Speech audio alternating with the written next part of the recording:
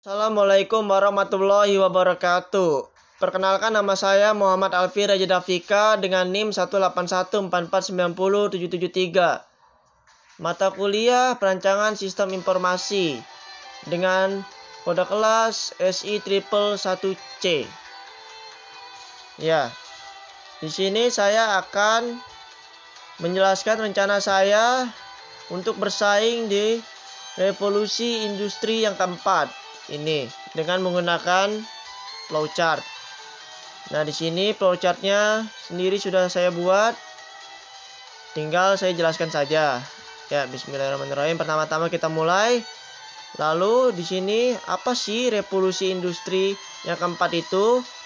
Kalau menurut saya sendiri, revolusi industri yang keempat itu adalah era yang canggih, di mana kebanyakan dari era-era revolusi yang sebelumnya seperti era revolusi industri yang pertama, kedua, dan ketiga itu berbeda dengan yang keempat ini.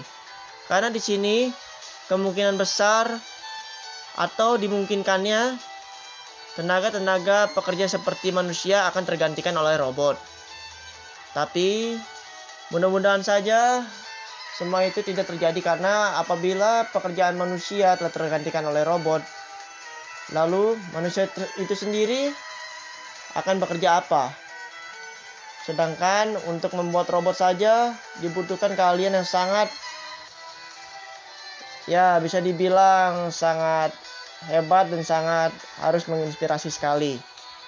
Jadi karena itu kita berdoa saja mudah-mudahan tidak semua pekerjaan baik itu bisnis, pabrik maupun industri yang lain tergantikan oleh robot. Ya. Di sini saya akan membahas rencana saya untuk bersaing di era revolusi industri yang keempat ini sendiri. Ya, di sini rencana pertama adalah memperluas networking. Ya, memperluas networking ini adalah salah satu strategi yang perlu untuk dilakukan.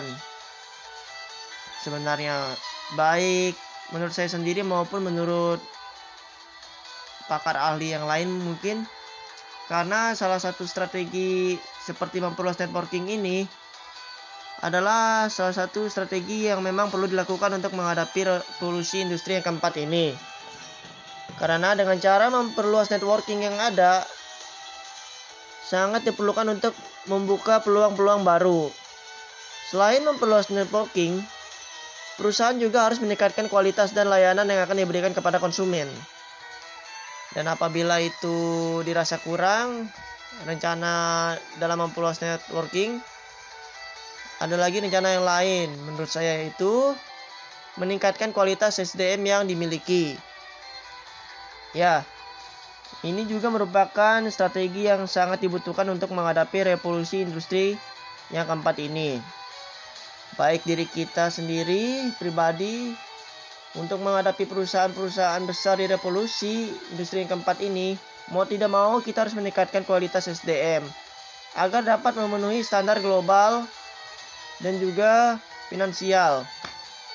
Karena pada era digital, seperti yang saya bicarakan tadi, robot pastinya akan mulai menggantikan peran dan pekerjaan manusia. Namun, jika memang seperti itu juga, sepertinya tidak mungkin ya, seperti yang saya bilang tadi. Dan karena robot tidak akan bekerja dalam semua sektor, jadi pada akhirnya juga robot itu tidak akan pernah bisa menggantikan manusia itu sendiri. Karena itu walaupun begitu, kita pun harus sadar dan harus terus maju untuk meningkatkan kualitas SDM yang kita miliki ataupun memperluas networking. Ya, ketika rencana itu telah terpenuhi atau terlaksana, atau benar-benar kita sudah rencanakan dan sudah siap, barulah kita bisa bersaing. Insya Allah. Mudah-mudahan dengan rencana yang telah saya buat ini, mungkin kedepannya saya pun dapat bersaing di revolusi industri yang keempat ini. Ya, selesai. Sekian, terima kasih. Wassalamualaikum warahmatullahi wabarakatuh. Terima kasih.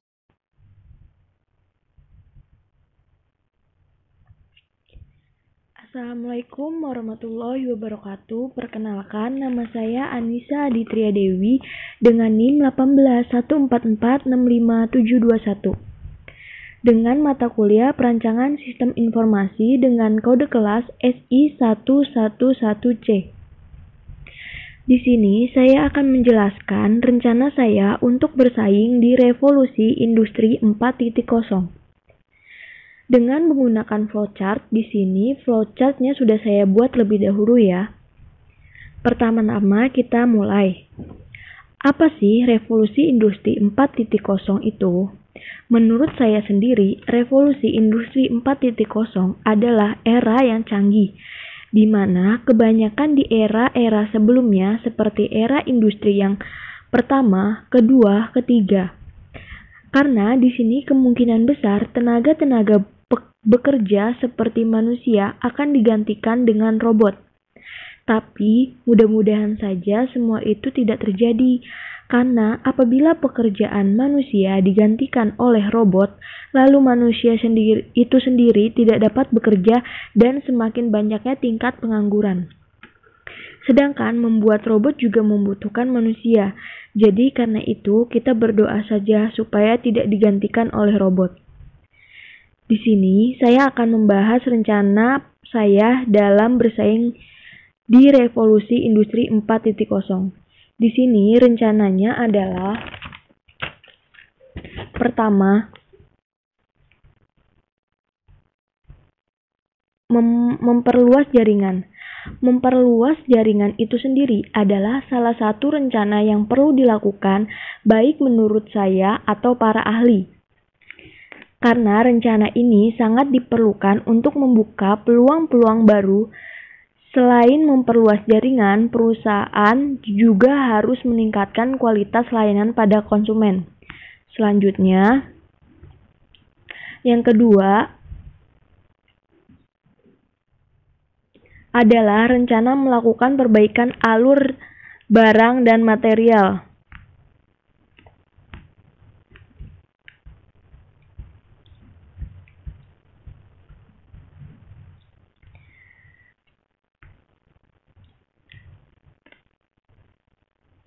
Ini juga merupakan strategi untuk bersaing di revolusi industri 4.0.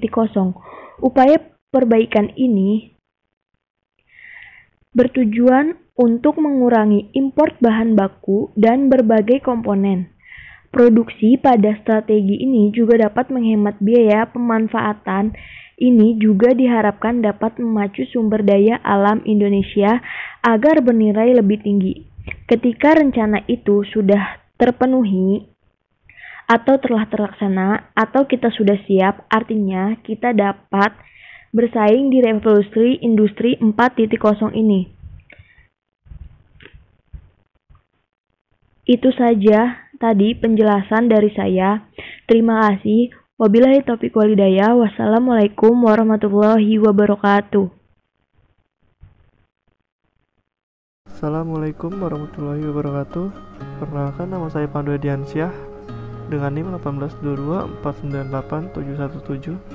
Kali ini saya akan menjelaskan tentang rencana saya untuk bersaing di era revolusi industri 4.0. Jadi rencana saya untuk bersaing di era revolusi industri 4.0 ini adalah menjadi seorang web developer.